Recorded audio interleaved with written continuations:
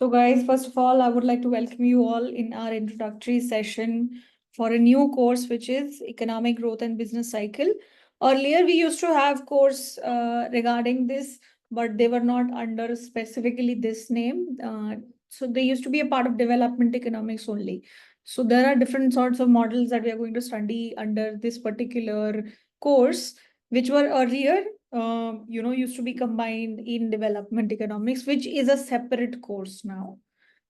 So there has been some bifurcation. So this is, you can say, one step ahead in macroeconomics and trying to understand and lot of modeling part regarding, why different countries have different growth rates, why some are moving at a faster pace, some are moving at a slower pace. All these kind of questions we will be dealing with in this particular course. So this will be the first time this course getting introduced in your semester number 5. So there was a meeting which was conducted on 14th of May. The same reading list is also updated on the Delhi University, Delhi School of Economics website. So this is only relevant for the economics honor students. So let's start with the course syllabus first. So first of all, what are you going to understand in this particular course? Main objective kya rahega? First of all, we are trying to learn certain facts, figures regarding, different levels of growth for different countries.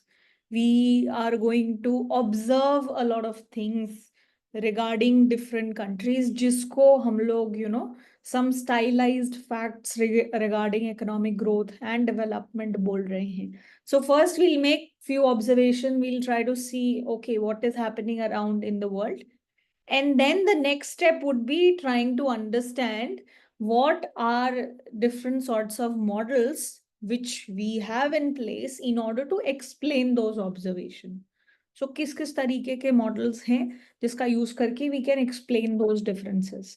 So we will try to get into more about economic, macroeconomic modeling part. So that is something that we will be doing. And then another part that we will be doing in this particular course will be talking about business cycle. There are different schools of thought which have opinions and which have, uh, uh, their own arguments behind why things happen a certain way. So we will be understanding, the real business cycle based school of thought and the new Keynesian approaches, new Keynesian school of thought in trying to understand business cycle. So ये तीन major categories में we can classify the entire course, and that is how different units are also bifurcated. So let's get into that now. So before moving on, your reference book will be very simple. Two reference books you have. First is Charles Jones, and the name of the book is Introduction to Economic Growth. This book is going to be used for two of the units that you have, and for rest of the third unit, you have another book which is Macroeconomics, Institution, Instability, and Financial System. The 2015 edition you have to refer. So the business cycle based topics we have to do from this particular book. Very simple, not many different books you have to refer, just two books. First two units we will be referring from the first book, and then the last unit from the last second book that has been mentioned. So let's move on to the different units now. So the first unit that we have is Introduction to Economic Growth. So we will understand economic growth का मतलब क्या होता है, what does the data that we have tell us about economic growth, what are the different facts that we can, try to understand about different economies when we analyze that data, economic development क्या होता है, income differences countries के बीच में किस तरीके से हैं. Individually we will not be talking too much कि इस कंट्री में ये सिचुएशन है, इस कंट्री में ये सिचुएशन है, but we will be trying to give, some broader facts about income differences, level of economic development, talking about rich countries, talking about poor countries. So broad हम लोग facts बताएंगे, and what is the idea of absolute curve convergence and what is the idea of conditional convergence, ये सब क्या होता है, we will understand that. Reference will be chapter number 1 and section 3.2 from this particular book, Introduction to Economic Growth by Charles Jones. This will be your first unit. Then your second unit, पहले unit में आपने बहुत सारे facts पढ़ लिए. Second unit में आप देखोगे कि ये सब फैक्ट्स को हम लोग एक्सप्लेन कैसे करें, इसके पीछे की कोई थियरी है क्या, इसके पीछे के कोई मॉडल्स हैं क्या. So then we'll get into the modelling part. So economic growth के डिफरेंसेस हैं, जो स्पीड है जिससे कंट्रीज एक दूसरे से डिफर कर रही हैं, जिस स्पीड से कंट्रीज ग्रो कर रही हैं, वो सब चीजों को एक्सप्लेन करने के लिए क्या क्या मॉडल्स हैं, we will be talking about that. So Solow model से रिलेटेड टॉपिक, स्टेडी स्टेट क्या होता है, golden rate of capital accumulation क्या होता है, ग्रोथ अकाउंटिंग कैसे करते हैं. Then there were other macro economist who came into picture and then they started giving different, they started adding more inputs in the model that were already prevailing. तो उन्होंने क्या inputs दिए. सो रोमर model में ideas and human capital का involvement हुआ. सो रोमर model को पढ़ेंगे. What is the idea of creative destruction, technology transfer, ये सब क्या होता है. सो ये सब मॉडल्स हम लोग पढ़ेंगे and then we will try to understand few other models जिसको हम लोग एंडोजेनस ग्रोथ मॉडल्स बोलते हैं. So second unit will be full of talking about different sorts of models. So basically the logic is, first पहले आप facts पढ़ो, पहले समझो situation क्या है, फिर समझो वो situation को explain करने के लिए कुछ models हैं क्या, कोई theory है क्या.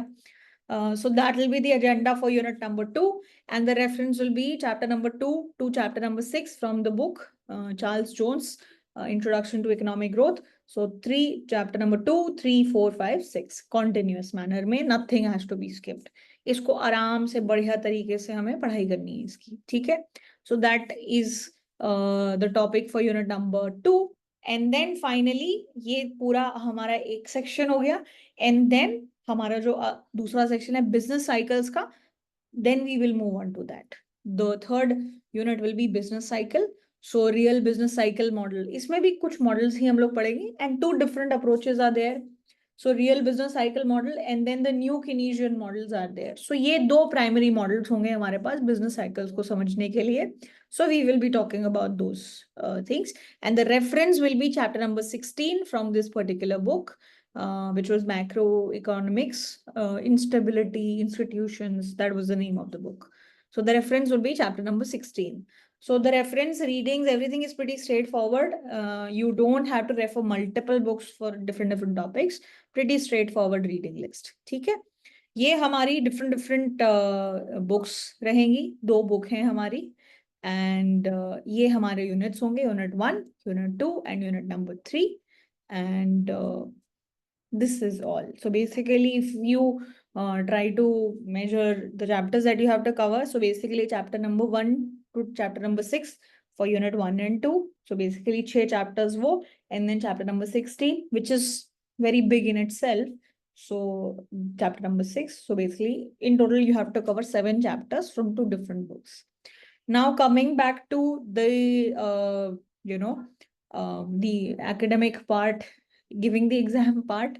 सो एंड सेमेस्टर एग्जाम का क्या पैटर्न रहेगा, एक बारी उस पे हम लोग बात कर लेते हैं.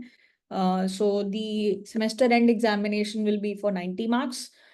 The weightage will be your unit number 2, which is the modeling part. सारे models that has a weightage of 50%. So basically chapter 2 to chapter 6, they have a weightage of 50%. And then chapter number 16 and the beginning chapter number 1 and a small section from 3.2, that entirely has a weightage of 50%. So basically this is the way things have been bifurcated. Unit 1 and unit 3 में कोई bifurcation नहीं है. Unit 1 is not very big also. It's very small, mostly talking about facts, mostly talking about data. General points are there. So I feel more and more one-liner question, more and more MCQ-based problems are going to be there from there. And then obviously there could be questions from unit number 2 and unit number 3 in short answer type question as well. But उन दोनों units के बीच में उन्होंने bifurcation नहीं दिया है. And your exam will be divided into 3 different sections. First section will be So this particular paper का जो exam pattern है, this is similar to your macroeconomics paper, where you had 15 MCQs or slash one-liner questions, where you are not supposed to give any explanation. You are just supposed to write the answer. So 2 marks, no choice. So 15 question, जहाँ भी आपके पास कोई choice नहीं होगी, you will have to attempt all of it. This will be your first section. Then you will have section number B, wherein you will have to attempt 6 questions out of 8, and they will be 5 marks each. And then finally section number C, wherein you will have 4 questions out of which you are supposed to attempt 3, and they will be 10 marks each. So because of this particular aspect, detailed study is required, because they are going to ask you MCQs. They can be very picky about those things. They can ask you questions on very minute details, or they can be very broad. But generally, if MCQs are there, then you have to do a little bit of detailed reading. All right. So this is your semester exam pattern, and these are your units, and that was your syllabus. Is that all right? Anything? Any doubts? Any queries in this? All okay? Yes, ma'am. Perfect. All right. ठीक है, चलो. So let's begin the discussion. We'll start off with unit number 1, which is the introduction part. So I will just give you a brief overview first of all, कि हम लोग किस तरीके से proceed करेंगे. थोड़ा बहुत जिस तरीके से units divided हैं, थोड़ा idea आपको वहां से भी मिल गया होगा. थोड़ा सा हम लोग और उसके बारे में अभी बात कर लेते हैं. ठीक है, चलो. So let's start with that. Okay.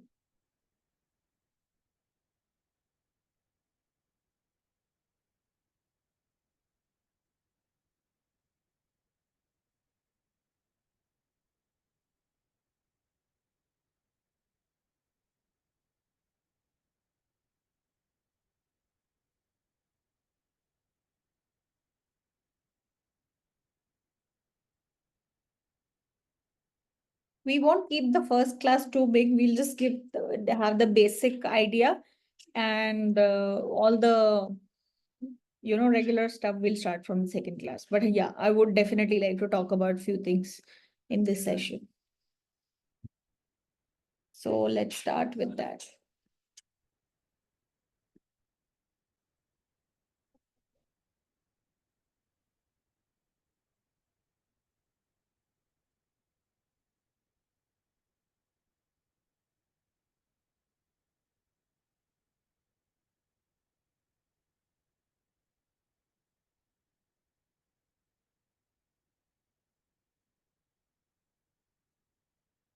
All right. So, okay.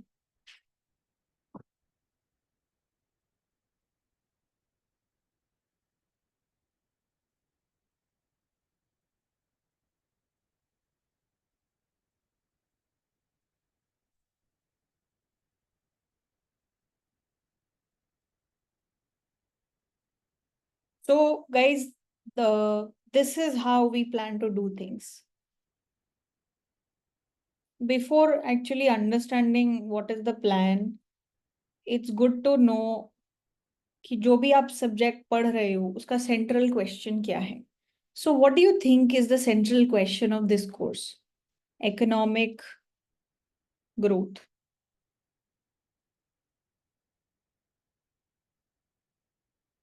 So business cycle part is something separate. So that has to be dealt with separately.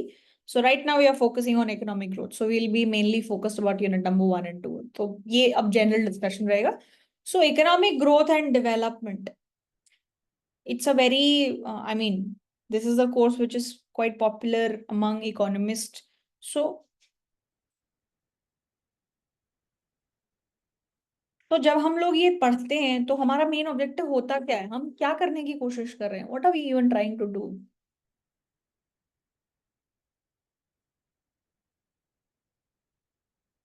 So there is something called,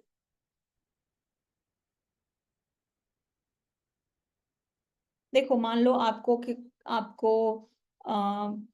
आपको हमने कोई एक सिचुएशन दी. We gave you a situation. I told you a fact that let's say GDP per capita of India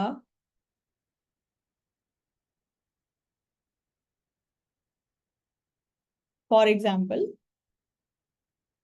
कितना होगा? क्या example ले हम लोग? एग्जाम्पल भी बहुत ज्यादा डिफरेंट नहीं लिख सकते रियलिटी से, तो क्या एग्जाम्पल ले? 6,000 something. $6,000, right? Suppose, for example. Okay. And GDP per capita of US.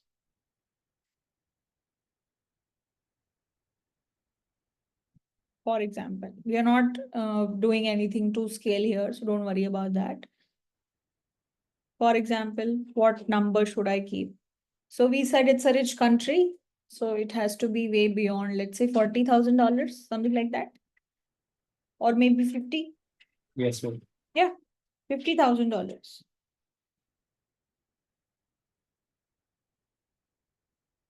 अब इस फैक्ट को, इस इंफॉर्मेशन को देखने के दो तरीके हो सकते हैं। अब ये बहुत ही एक फैक्चुअल इंफॉर्मेशन भी हो सकती है किसी इंसान के लिए कि ठीक है, मान लो अगर आप कोई गवर्नमेंट कि I mean what I'm trying to tell you is you can just understand this statement from a very factual perspective कि ठीक है, GDP of India, GDP per capita of India is this, GDP per capita of US is this. But कोई इंसान अगर इन चीजों के depth में जाएगा और इस एक स्टेटमेंट की गहराई के बारे में सोचेगा, so what does this one statement, what kind of information this one statement is carrying, कि इन दोनों कंट्रीज के बीच में there is a huge difference first of all in terms of living standards. दूसरी चीज फिर हम सोचेंगे कि ठीक है, अगर कहीं पे $6,000 पर कैपिटा इनकम है, तो वहां पे लोगों की किस तरीके की लिविंग कंडीशन होगी, वहां किस तरीके से लोग रह रहे होंगे, किस तरीके का उनका फूड हैबिट्स होंगे, किस तरीके का उनका अपॉर्चुनिटीज होंगी, किस तरीके की लाइवलीहुड वो जी रहे हैं, किस तरीके की उनकी हेल्थ कंडीशंस होंगी, राइट? ये किस तरीके की चीजें हो गई? एक फैक्ट देखा, एक जनरल ओवरव्यू दिया चीजों का। This is something which we observe, we observed something, we understood something, हमने कुछ facts देखे।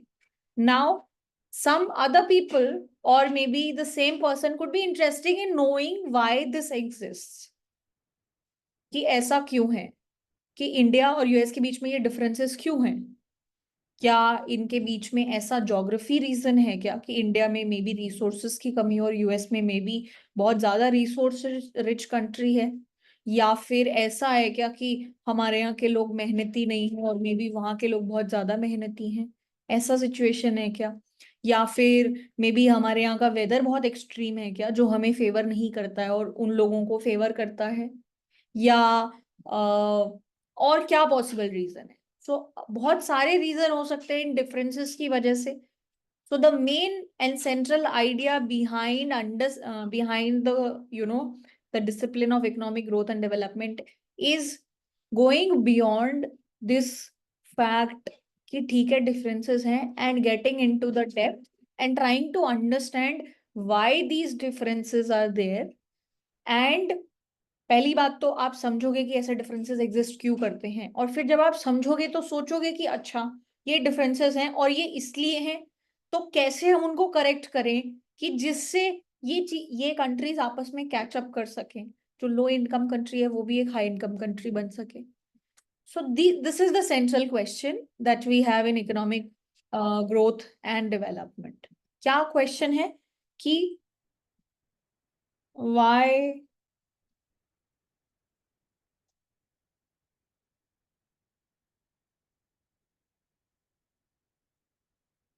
are some countries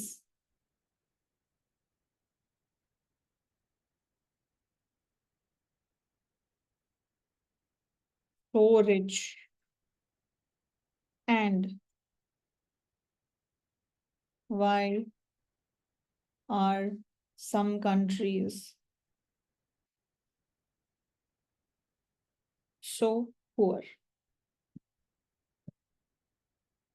This is the central question that we are always dealing with in this particular discipline.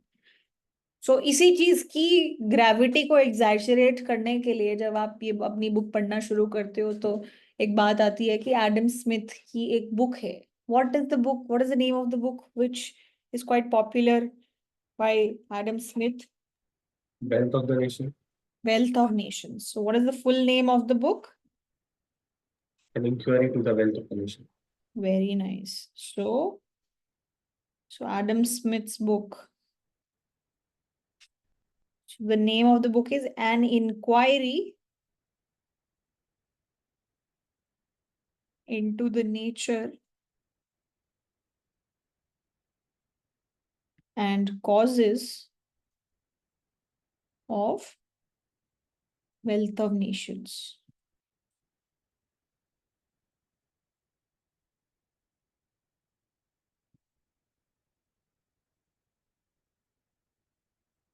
So इस book की cover पे ही ये question stamped है. और वो क्वेश्चन क्या था?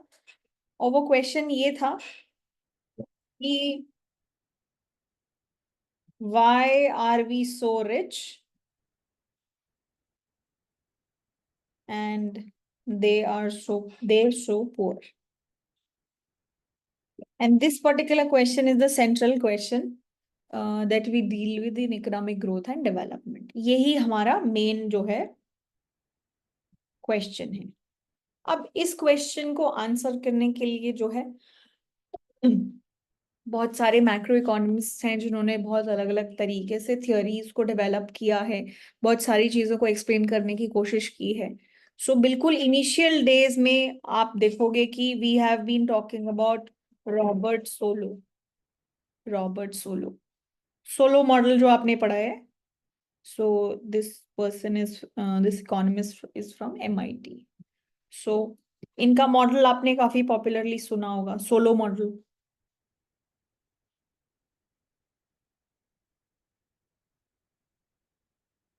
तो इन्होंने इस टॉपिक पे बहुत काम किया है. इनका ही एक मॉडल जो है हम लोग यूनिट नंबर 2 में पढ़ेंगे. सो he brought in the role of accumulation of physical capital and the role of technology in trying to explain this question कि why are some countries so rich and why are some countries so poor in a model sense. कि एक model develop किया जिसमें इन दोनों चीजों का role जो है वो काफी सेंट्रल बताया गया. So the main contribution was in terms of the the role of accumulation of physical capital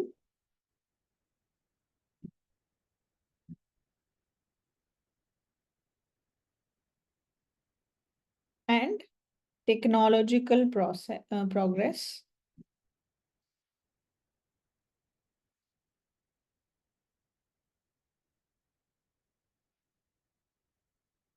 तो अगर किसी इकोनॉमी को सोलो मॉडल का सेंट्रल आइडिया या कंक्लूजन क्या था कि अगर किसी इकोनॉमी को कंटिन्यूअस लेवल पे, एक सस्टेन्ड लेवल पे ग्रोथ चाहिए, सो उसको टेक्नोलॉजिकल प्रोग्रेस और एक्यूमुलेशन ऑफ फिजिकल कैपिटल पे कॉन्टिन्यूअसली काम करना पड़ेगा. This was the central idea behind that model. ठीक है, तो ये एक मॉडल आया. फिर धीरे धीरे और भी मॉडल आए. There was one model by Paul Romer. ये मॉडल भी हम लोग, रोमर मॉडल, इसको भी हम लोग पढ़ेंगे. This was in early 1980s. जिन्होंने इस मॉडल, ये इन्होंने जो मॉडल डेवलप किया या जो भी इंप्रूवमेंट्स इन्होंने लाए, उसमें there was a role of human capital. So there was a role of physical capital in the above model that we talked about. There was a role of human capital also, and economics of ideas also. So इस तरीके के ideas भी introduce किए गए by Paul रोमर.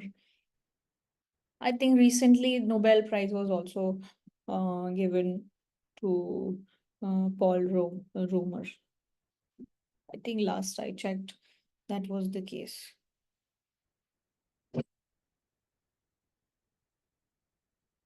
So this was in 2018. So 2018 में he was awarded the Nobel Prize.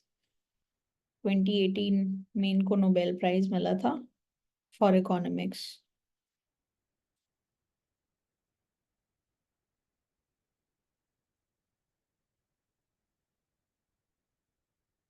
And it was in relation to this only, his contribution to long-term economic growth and development in this field only. So, इस तरीके के ideas आए. And then, later on, there were more people. There was someone called Robert Barrow also. उन्होंने थोड़ा सा empirical database study किया. तो इस तरीके से ये field में काफी developments हुए हैं regarding economic growth and development.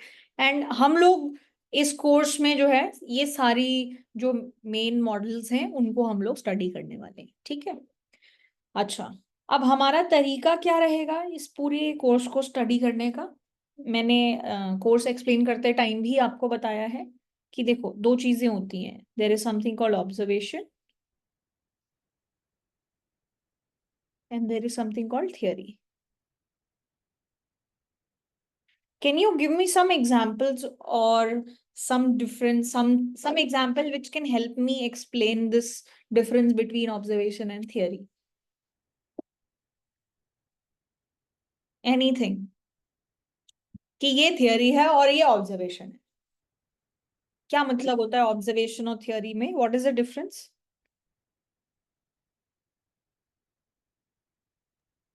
We use observation to define theory or to empirically test theory. We use observation to define theory. Okay. एक तरीका ये भी हो सकता है, बट कई बार ऐसा नहीं भी होता है. थ्योरीज इंडिपेंडेंटली भी डिवाइस होती हैं. कई बार थियरीज भी ऑब्जर्वेशंस को एक्सप्लेन कर देती हैं without going that ways. Empirical research में ऐसा होता है जब आप ऑब्जर्वेशंस को सेंटर पॉइंट मान के फिर रिसर्च करते हो. ठीक है, but that is about the link. ठीक है, दैट इज ओके. बट जैसे मैं मतलब क्या बोलूं कि this is observation, this is theory.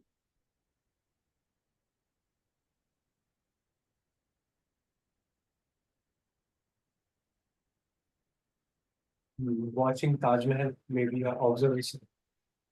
Watching Taj Mahal, okay.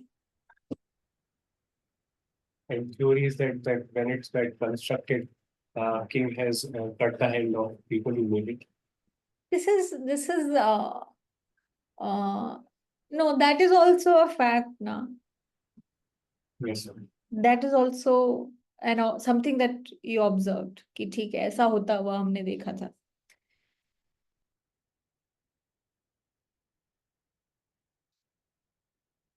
So जैसे something could be observation, could be we see Earth rotating on its own axis, right?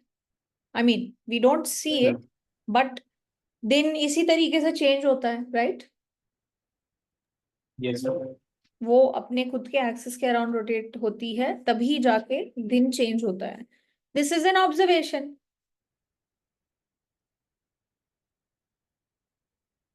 But there must be some explanation of why this is happening, na? Why Earth is spinning on its own, around its own axis. So whatever that theory is, that could be termed as theory. For example, one more example could be, we see, okay, stars हैं, planets हैं, galaxies हैं, बहुत अलग-अलग चीजें हैं, right? So this is something that people have been observing since जब से उन्होंने होश संभाले हैं, जब से एस्ट्रोनॉमी में लोगों ने इंटरेस्ट लेना शुरू किया, जब से लोगों ने चीजें देखना शुरू किया, तो वो लोग ऑब्जर्व करते थे, देखते थे कि प्लैनेट्स ऐसे होते हैं, कभी कोई तारा चमक रहा है, कभी कुछ हो रहा है. So they were observing things. And then there is something called, let's say, theory of Big Bang, which is basically a theory which is trying to explain why things are the way they are, right? Yes, ma'am. सो हमारी strategy भी कुछ इसी तरीके की होगी. कैसी होगी? कि हम कुछ चीजें ऑब्जर्व करेंगे. So that is basically trying to see the major facts, the major observations related to the field of economic growth. तो हम अलग अलग कंट्रीज का डेटा स्टडी करेंगे. हम देखेंगे कि हमें उन सारे डेटा पॉइंट्स को देख के क्या पता चलता है, which countries are rich, which countries are poor. ठीक है. Within rich country, within poor countries, which country is growing at what rate? Are there any countries जो लो इनकम है लेकिन बहुत फास्ट स्पीड से grow कर रही है? Are there any countries within the low income countries which are growing at a very slow pace? And इस तरीके के अलग अलग ऑब्जर्वेशंस को we will try to explain using the models जो सोलो ने डेवलप किए, जो रोमर ने डेवलप किए, वो सब हम लोग मॉडल्स पढ़ेंगे. सो हमारा सबसे पहला ऑब्जेक्टिव क्या होगा? ऑब्जर्वेशंस को समझना, जिसको बहुत सारे फैक्ट्स के फॉर्म में आपकी बुक में भी प्रेजेंट किया है, या इन जनरल जब भी आप पढ़ोगे तो कुछ चीजें हैं जो आपको देखने को मिलती हैं. तो पहले हमारा फोकस उन पे जाएगा, और फिर हमने जनरल ओवरव्यू ले लिया कि ठीक है, कुछ लोग हैं, कुछ कंट्रीज हैं जो बहुत रैपिडली ग्रो कर रही हैं, कुछ लो इनकम में ही बहुत स्लो पेस पे ग्रो कर रही हैं, कुछ हाई इनकम में बहुत स्लो पे हैं, कुछ हाई इनकम में बहुत हाई हैं, कुछ कंट्रीज हैं जो अपना इनकम ब्रैकेट ही बदलने वाली हैं, पहले लो इनकम थी अब हाई इनकम है, कुछ जो है एकदम ही because of some other reason only they are trying to move, export की वजह से बहुत अलग लेवल पे ग्रो कर रही हैं.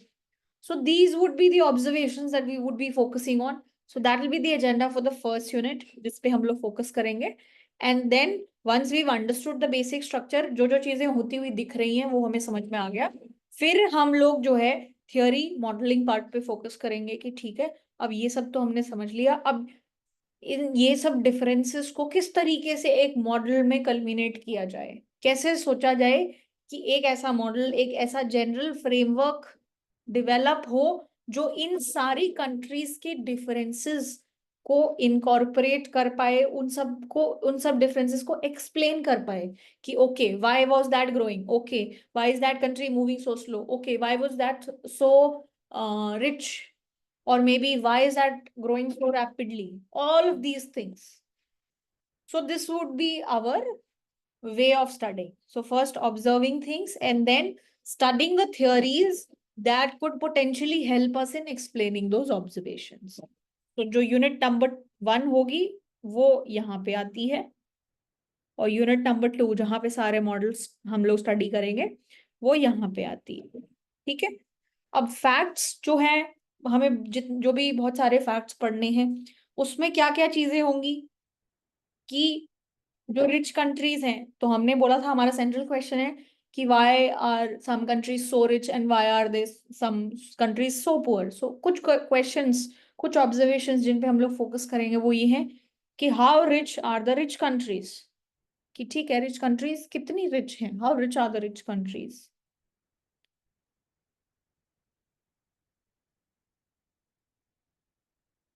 ठीक है. सेकेंड थिंग, अब रिच कंट्रीज को स्टडी कर रहे हैं तो पुअर कंट्रीज पे भी फोकस करेंगे. How poor are the poor countries.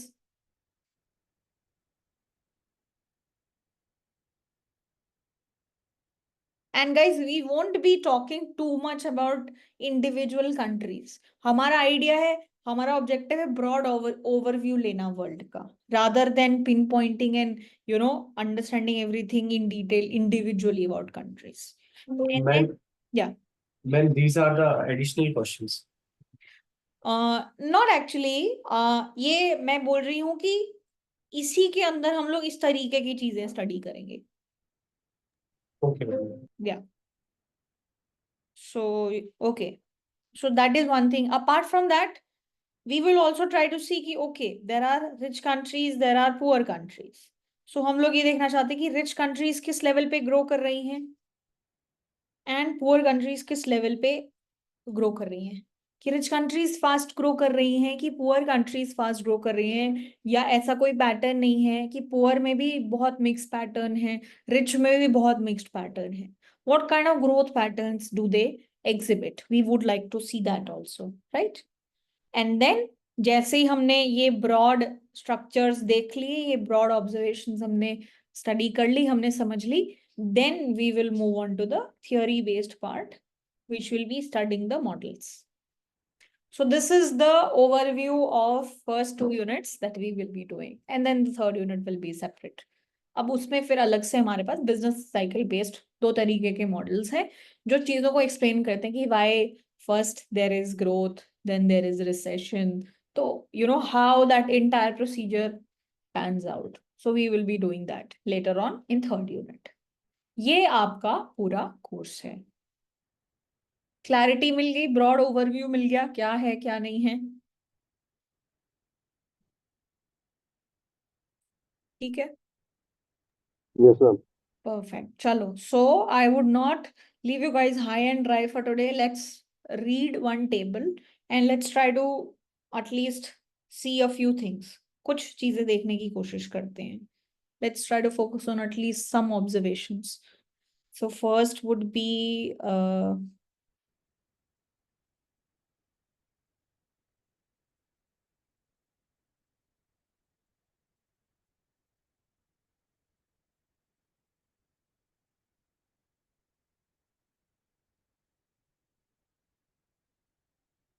so let me just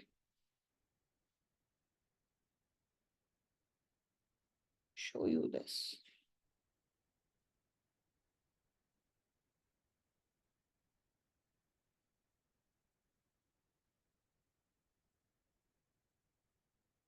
Okay. So guys, this is one table that we have. Let's try to spend some time understanding this table. ठीक है.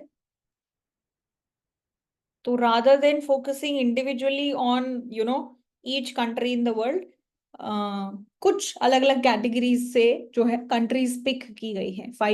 4 countries, 5 countries इस तरीके से. ठीक है. So this is one table which is, you know, trying to tell you some statistics on growth and development. First of all, you know, this data is from 2008 and we are currently in 2024. But, you know, we have to stick to the course because of the reasons that university is following this book from that time. So we'll have to stick to that. So कोई बात नहीं, हमारा main objective clear होना चाहिए कि हम लोग main pattern समझ पाए, टेबल को स्टडी करना समझ पाए. अच्छा, तो पहले तो आप ये देखो कि अगर आप ये टेबल देखते हो तो this table is saying these are some statistics based on growth and development. So क्या क्या स्टैटिस्टिक्स दिए हुए हैं and do you think these statistics are good enough to show growth and development, and why do you think they have taken these statistics? So growth and development show करने के लिए उन्होंने कुछ स्टैटिस्टिक्स दिए हैं. फर्स्ट है GDP per capita 2008, फिर है जीडीपी पर वर्कर, फिर है लेबर फोर्स पार्टिसिपेशन रेट, फिर है annual average annual growth rate from 1960 to 2008, and then there is one thing which is called years to double. ठीक है. तो अब ये क्या ग्रोथ एंड डेवलपमेंट को शो कर रहे हैं, क्यों और क्यों नहीं. तो यहाँ पे हमने 5 चीजों के बारे में बात की है. First is GDP per capita,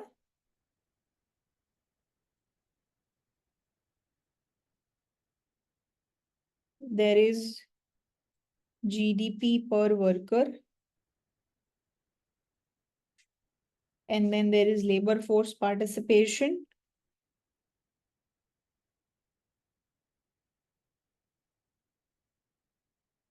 and फिर उसके बाद एवरेज एनुअल ग्रोथ रेट,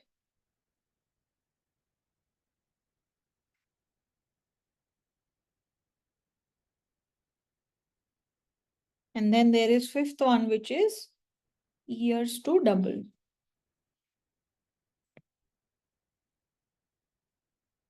क्या ये नंबर्स इनफ हैं ग्रोथ एंड डेवलपमेंट को शो करने के लिए, या कुछ और पैरामीटर्स लिए जाने चाहिए थे? This is the question. So these are the 5 things that they've shown us, right?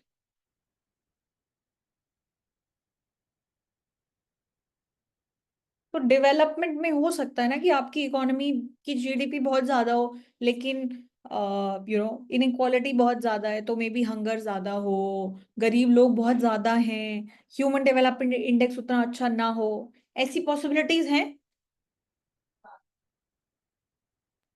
Yes, ma'am. Right जैसे कि हमने हमारा डेवलपमेंट इकोनॉमिक्स कोर्स में एक एग्जांपल देखा था, there is a country Chile which is high income country because of GDP per capita, but वहां पे इनइक्वालिटी बहुत ज्यादा है। तो इसका मतलब अमीर लोग बहुत अमीर हैं, गरीब लोग बहुत गरीब हैं। तो ओवरऑल अगर डेवलपमेंट देखा जाएगा, तो अगर डेवलपमेंट लेवल पे वो कहीं ना कहीं उतने बढ़िया रैंक नहीं कर रहे होंगे एज कंपेयर टू इकोनॉमीज जहां पे जीडीपी पर कैपिटा सेम है लेकिन इनइक्वालिटी थोड़ी सी कम है। यस और नो? Yes, ma'am. राइट। सो पहली बात तो मतलब ये सब चीजों को देख के ये पता चलता है कि ठीक है, these are things which are important but they are not exhaustive, they are not enough, right. जैसे कई बार आपने न्यूज में देखा होगा, जब कोविड टाइम चल रहा था stock markets were booming, right. Yes, sir. And essentially क्या बोला जाता है, stock markets boom means what? it's a mirror of the economy, of how well the economy is doing. This is what we used to say, है ना? Yes, ma'am. But the ground reality was something else. People were dying, people did not have jobs. Uh, the reality was something different, and stock market was very bullish, and it was, continuously bullish for a very, very long period of time. Bullish meaning on an upward trend, growing. तो इसका मतलब उसने असली reality को mirror नहीं किया। Similar तरीके से जरूरी नहीं है जीडीपी असली reality of the economy and development level को मिरर करे। बट फिर ये यहाँ पे ऐसा यूज क्यों कर रहे हैं? Why are they not putting some other measures like infant mortality rate, life expectancy, quality of life, all these things, why are they not putting it here? Because पहली बात तो जो भी हम लोग मॉडल्स आगे जाके पढ़ेंगे वहां पे एक बहुत इंपॉर्टेंट फैक्टर जो हम लोग यूज करते रहेंगे वो होता है जीडीपी पर कैपिटा या जीडीपी पर वर्कर। वो यूज होता है तो हम इसलिए भी इस चीज को स्टडी कर रहे हैं। सेकेंडली, ये एक पैरामीटर है जीडीपी पर कैपिटा या जो भी चीजें हम देख रहे हैं, ये बाकी चीजों से हाईली कोरिलेटेड है। सो इवन इफ हमें थोड़े बहुत वेरिएशंस मिल जाएं, लेकिन अगर हम लोग कोरिलेशन देखेंगे, अगर हम जीडीपी पर कैपिटा को एक एक्स एक्सिस पे प्लॉट करेंगे और मान लो लाइफ एक्सपेक्टेंसी को वाई एक्सिस पे प्लॉट करेंगे for different different countries, we are going to see that they have a very high correlation. It won't be a random graph. So because of these reasons, we are okay with using these measures. First of all, because हम लोग ये सारी चीजें हमारे model में वो सारी चीजें इनकॉर्पोरेट करना हमारे लिए थोड़ा पॉसिबल नहीं हो पाता है. Secondly, all those measures, health, infant mortality rate, life expectancy, education, all those things, they seem to be very highly correlated with GDP per capita. So we can have exceptions, but overall it serves the purpose, right? Yes, sir. So we tend to ignore the exceptions. There can always be exceptions कि भाई GDP कुछ और picture बता रही है और reality में कुछ और है, लेकिन जनरल तरीके से हमारा पर्पस सर्व हो जाता है यहाँ से. ठीक है, अच्छा जी, very nice. Can you guys tell me what is GDP per capita and GDP per worker? इनमें difference क्या है? Should they be the same? Are they different? What is the meaning? They are different ones. GDP per capita have in denominator total population. Very nice. Per worker have labor force participation. Total population. And then this is GDP, total labor force, right? Yes, ma'am. And labor force क्या होती है? 15 to 59 age who is participation in work. So basically, labor force is any person who is either employed or who wants to be employed, right? Yes, sir. So या तो आप employed हो या आप employed होना चाहते हो और उसके लिए आप opportunities ढूंढ रहे हो, right? So labor force is the sum of people who are employed plus the people who are unemployed. That is your labor force, right? अच्छा, तो what will GDP per capita show and what will GDP per worker show? तो GDP मेरी total economy में एक particular year में goods and services की क्या value थी वो हमने पॉपुलेशन से डिवाइड कर दिया। तो जो नंबर आया वो एक तरीके से हमें क्या बताता है कि how much money has come किसी भी एक इंसान के हिस्से में। यस, नॉट एक्चुअली कि he is going to get it, but एक तरीके से ओवरऑल लेवल पे देखा जाए तो एक इंसान पोटेंशियली कितना कंज्यूम किया कर सकता है अगर उस पूरी जीडीपी को डिवाइड कर दिया जाए इक्वली, तो right. Yes, ma'am. Yes, so this is about consumption कि लोगों के पास कितना अमाउंट है कंजम्पशन के लिए, एक तरीके से कि मेरी कंट्री के हर इंसान के पास कंजम्पशन के लिए पोटेंशियली कितना अमाउंट है। और ये क्या बताएगा मुझे कि मेरी GDP divided by all the people who are in my labour force, जो काम करने लायक हैं। तो what will this number tell मी?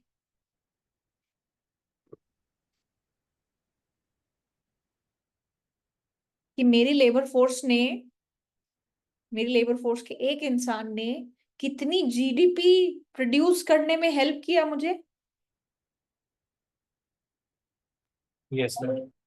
तो ये किस तरीके की बातें बता रहा है हमें? प्रोडक्टिविटी की, कि हमारे वर्कर्स कितने प्रोडक्टिव है। Yes, sir. एक इंसान के पर्सपेक्टिव से बात की जाए तो ये प्रोडक्टिविटी की बात बताते हैं।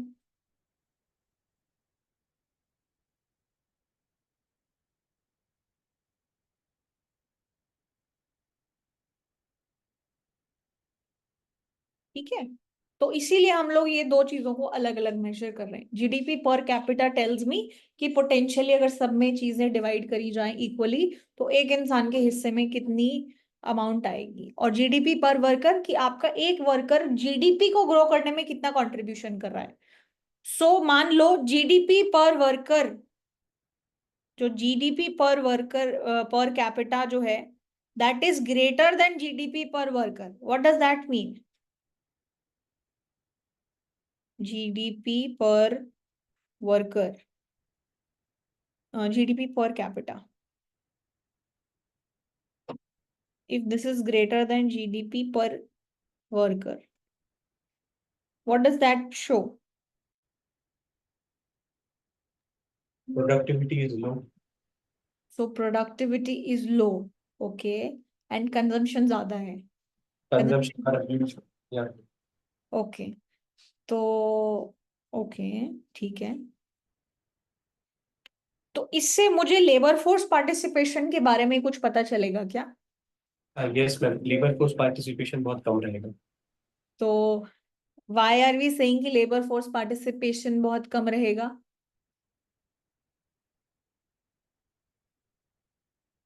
मैम बिकॉज जितना मतलब टोटल डिस्ट्रीब्यूशन पॉपुलेशन में ज्यादा हो रहा है as compared to working population में या लेबर फोर्स में। अच्छा, एक बात बताओ, क्या ऐसा कभी, देखो, क्या मेरी टोटल पॉपुलेशन और मेरी टोटल लेबर फोर्स इसके बीच में क्या रिलेशनशिप रहने वाला है? My total population is always going to be greater than or equal to my total labor force. Ma'am mostly it is greater then labour force. Total population is mostly greater than labor force. Yes ma'am. Mostly because if let's say people from outside are also coming. Yes ma'am. But generally यही होता है, yes ma'am. right? So normally, usually आप क्या देखोगे कि अगर मेरा labour force participation बहुत ज्यादा है तो मेरी जीडीपी पर कैपिटा और मेरी जीडीपी पर वर्कर जो है वो सिमिलर लाइंस पे ही आएंगी, Yes, ma'am. राइट? तो let's try to see if we see that happening और नॉट। तो यहाँ पे आप देखो कि ये देखो, जैसे यूएस की बात अगर हम लोग करें, जीडीपी पर कैपिटा 2008 में 43,000 है और जीडीपी पर वर्कर है 84,000। तो इससे हमें क्या पता चलता है कि एक इंसान 84,000 का वैल्यू क्रिएट कर रहा है, राइट? Yes, ma'am. लेकिन इकोनॉमी में हर इंसान एम्प्लॉयड नहीं है। Yes, ma'am. GDP per capita आधा है उसका, राइट? जी तो एक तरीके से क्या हो रहा है कि एक आदमी काम कर रहा है और वो एक काम कर रहा है और वो किसी एक को सपोर्ट कर रहा है जो काम नहीं कर रहा, right? Labour force participation 50%, okay ma'am. Right? यहाँ पे क्या देख रहे हो आप?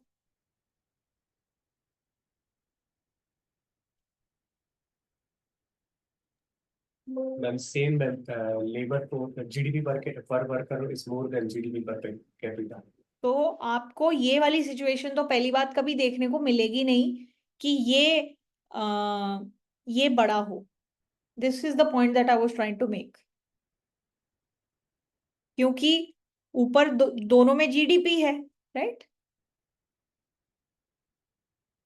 This is GDP and GDP, this is total population and this is labour force, right? तो GDP per capita and GDP per worker का रेशियो आपको लेबर फोर्स पार्टिसिपेशन जरूर बता सकता है। Okay ma'am. Labour force participation क्या होता है? What is labour force participation?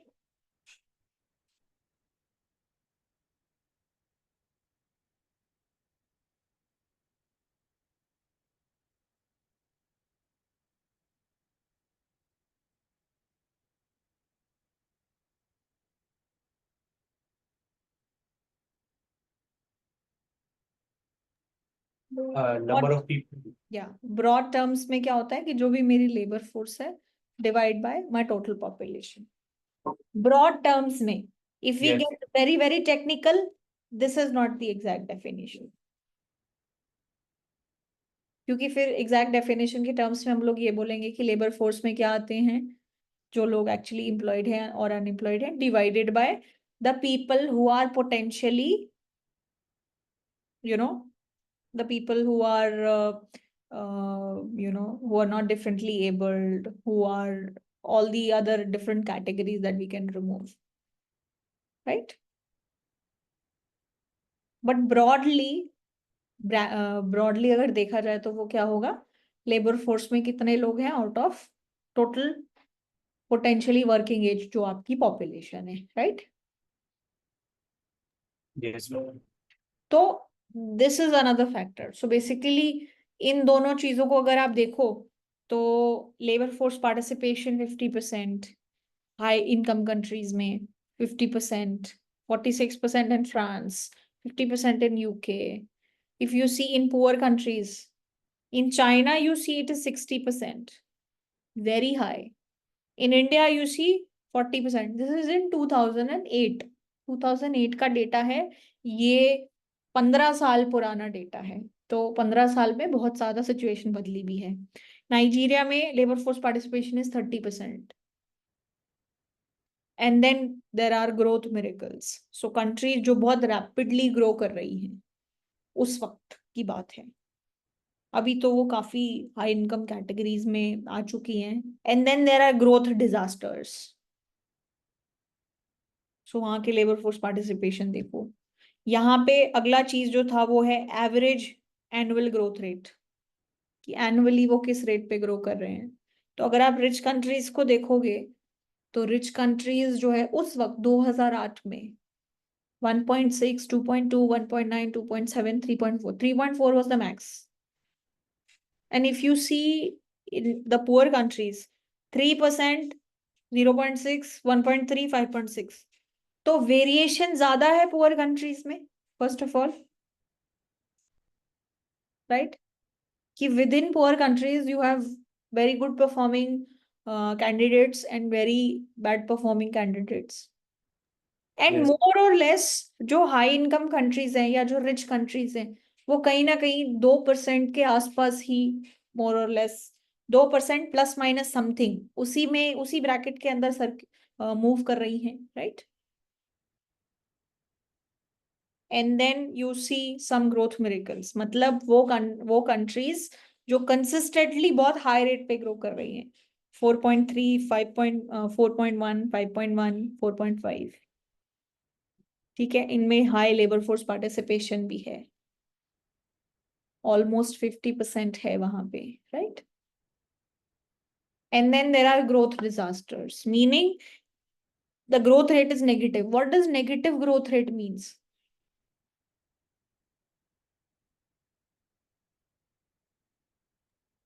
They have a huge debt in a nation. तो आप बोलते, हम क्या बोलते हैं, जीडीपी ग्रो हो रही है, जीडीपी ग्रोथ. जीडीपी, जीडीपी क्या है? एक नंबर है, value of goods and services that we create in 1 year. Let's say मेरी आज जीडीपी 100 है 2024 में, 2025 में 110 हो गई, तो ग्रोथ रेट कितना हो जाएगा? रफली बात करेंगे, ठीक है, 10%, Yes, राइट? sir. तो ग्रोथ इज 10%. लेकिन मान लो ये 90 हो गया, तो पिछले साल 100 था, इस बार 90 है, तो -10%. तो नेगेटिव ग्रोथ रेट का क्या मतलब है? कि पहले जीडीपी अगर इतनी आ रही थी, अब जीडीपी का साइज छोटा हो गया है, Okay, yes, sir. Right?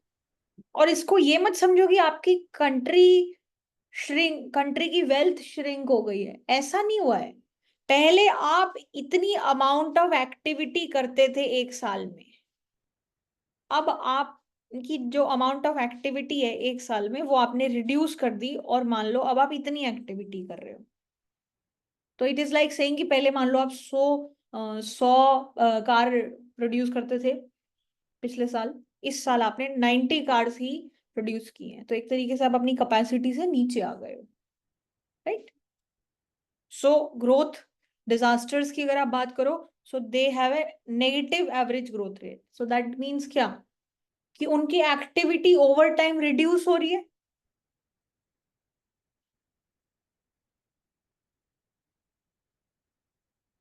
Right? Yes, sir. अच्छा, ये फाइनल चीज जो है ईयर्स टू डबल, ये क्या बता रहा है? कि इकोनॉमी में जीडीपी, जो भी आपका जीडीपी नंबर है, मान लो वो 100 है आज के दिन, सपोज इंडिया का, तो वो 200 कब होगा? कितने साल बाद? वो जितने साल हैं, वो दैट टाइम पीरियड जो है, उसको हम लोग क्या बोलेंगे? What is the years that it takes for you to double the economy if you are growing at this rate. तो जैसे मान लो, अगर मैं आज 100 यूनिट से स्टार्ट करती हूँ, ठीक है, और मेरी ग्रोथ रेट हमेशा 10% रहेगी, let's say every single year it is 10%, so then what is going to happen? अगले साल 110 हो जाएगी मेरी जीडीपी, उसके अगले साल कितना हो जाएगा? 121. उसके अगले साल क्या हो जाएगा? 121 plus 10% of this is what? 12.1. तो दिस इज 133.1, राइट? तो ये इसी तरीके से चलता रहेगा ना सिस्टम. Yes, sir. तो कोई ना कोई एक नंबर ऑफ इयर्स होंगे ना, जब वो 200 के करीब आ जाएगा, Yes, sir. तो वो 100 से 200 तक पहुंचने में मुझे नंबर ऑफ इयर्स जो लगे ना, वो है मेरा ईयर्स टू डबल. तो अब एक बात बताओ, जिसका भी ईयर्स टू डबल कम होगा, तो उसका क्या मतलब है? कि उसकी speed of growth is very rapid, Yes, sir. Right? तो अब यहाँ पे हम लोग इनको अगर देखें, जो बहुत रिच कंट्रीज हैं, what is happening here? 43 for US, Why is it 43 for US? They have a low GDP growth. हाँ, तो अब आप ये सोचो कि आपका अगर स्टार्टिंग पॉइंट इतना छोटा है, मान लो स्टार्टिंग पॉइंट आपका 10 है, तो 10 से 20 होने में हो सकता है कि ज्यादा टाइम ना लगे। मान लो आपका स्टार्टिंग पॉइंट 1 करोड़ है, तो 1 करोड़ से आपको 1 करोड़ 20 यूनिट तो नहीं जाना ना, 1 करोड़ 20 यूनिट्स तो नहीं जाना। आपका मैग्नीट्यूड ग्रो तो दोनों में सेम ही हुआ है, आपको तो Yes. 2 CR पे जाना है, राइट? तो ये कहाँ आ गए हम?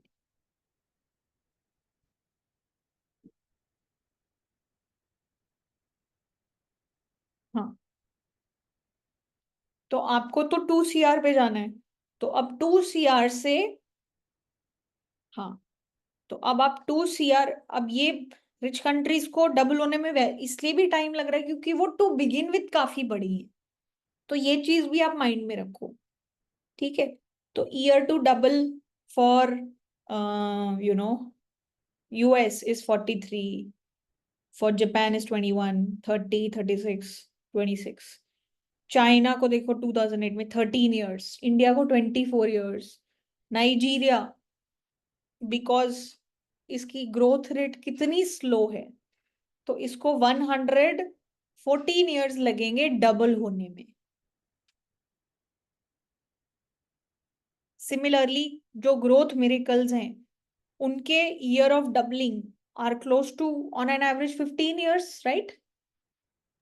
Yes, ma'am. 15 या 16 मान लो, एक इसको दे देंगे 15, ये हो जाएगा कुछ 15.7 समथिंग, राइट?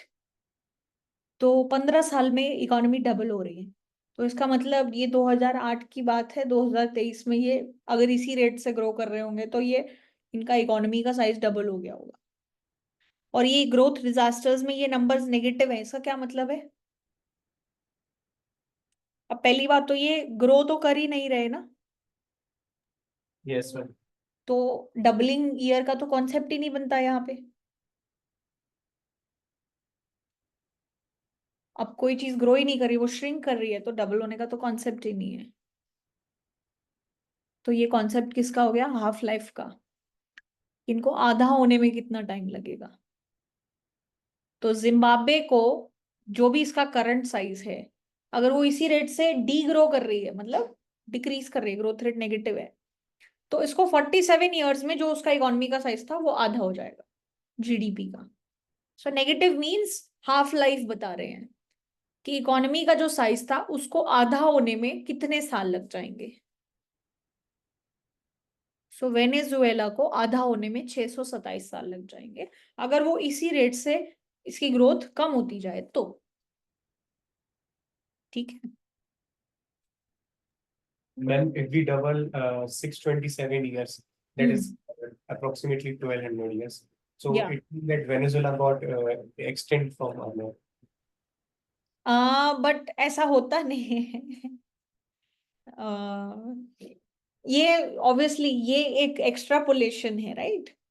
पहली Yes. बात तो इसकी जो ग्रोथ रेट है वो हमेशा ऐसे नहीं रहेगी, है ना? कभी Okay. पॉजिटिव भी आती है। तो लेकिन आज के दिन भी वेनेजुएला का सिचुएशन अच्छी नहीं है। आज के दिन भी अगर आप पढ़ोगे, पहली बात तो वो बहुत high periods of hyper inflation से डील कर चुके हैं, वो बार बार अपनी करेंसी बदलते रहते हैं, ठीक है?